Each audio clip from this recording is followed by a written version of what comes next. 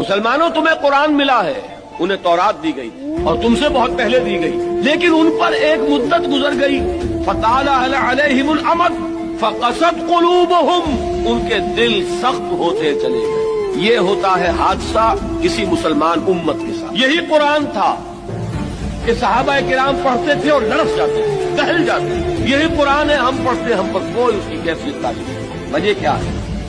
ہمارے دل سخت، اور سختی کا یہ عالم ہے۔ سورہ بقرہ کے شروع میں اہل کتاب سے، یہود سے خطاب کر کے کہا گیا ہے ثم قست قلوبکم فہی کالحجارۃ او اشد قسوۃ، پھر تمہارے دل سخت ہو گئے اور وہ پتھروں جتنے سخت ہیں بلکہ ان سے بھی زیادہ سخت۔ فإن من الحجارۃ لما يتفجر منه الانہار، چٹانیں تو وہ بھی ہیں جو پھٹ جاتی ہیں، ان میں سے پانی نکل آتا ہے، پتھر وہ بھی ہیں جو گر پڑتے ہیں اللہ کے خوف سے۔ لیکن یہ کہ جب انسان کا دل پتھر ہوتا ہے تو کوئی شے اس کی سختی کا